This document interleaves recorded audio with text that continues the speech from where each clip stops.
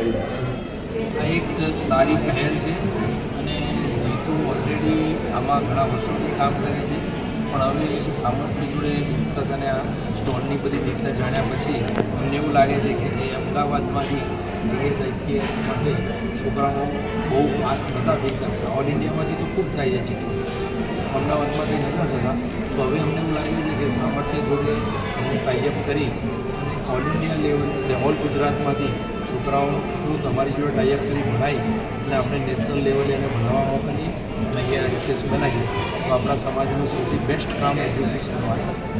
જી sir, જે તો ખૂબ સમયથી 2007થી એટીએફ ચલાવે છે, તો એટીએફના મારફતથી અત્યાર સુધીમાં જે અધિકારીઓ બન્યા છે, તો અત્યારે એટીએફનું રિઝલ્ટથી શું જીતો સંતોષ માને છે કે હજુ આગળ વધવાનું છે?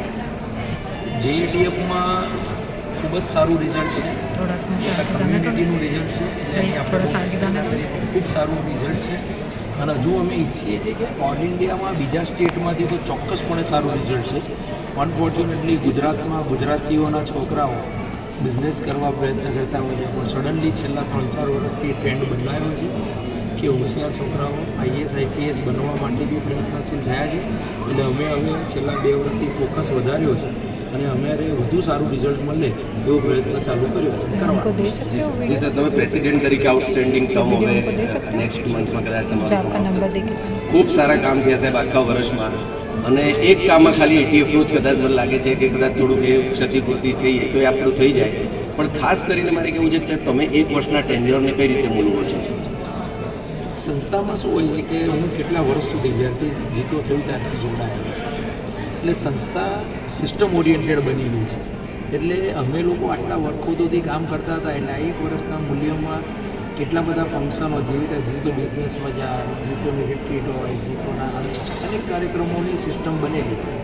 એના ભાગરૂપે 1 વર્ષમાં જે કોઈ નવા લોકો આવે, સિનિયર વાઇસ પ્રેસિડેન્ટ આવતા વર્ષે પ્રેસિડેન્ટ ચેરમેન બને, એમને બી ખબર હોય. એટલે તમારી કરવાની તૈયારી હોવી જોઈએ. તો જીતો એટલું મોટું પ્લેટફોર્મ છે સમાજ માટે કે એના લીધે તમે જેટલા કાર્યક્રમો કરો એમાં ક્યાંક ને ક્યાંક તમને લોકો તરફથી ખૂબ સહયોગ મળતો જ રહે છે. એટલે સહયોગ લેવાની તમારી તત્પરતા હોવી જોઈએ.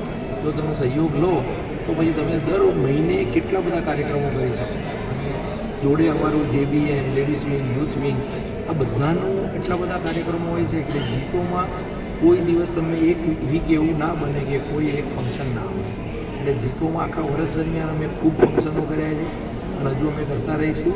અને હવે આ બિઝનેસ બજાર પતે એ નજીકના દિવસોમાં તમારી જોડે બેસી અને પહેલું આઈએએસ આઈપીએસનું જે આટલા વર્ષોથી બાકી કામ છે અમદાવાદમાં એને સૌથી પહેલાં આપણે એક્ટિવ કરી દઈએ.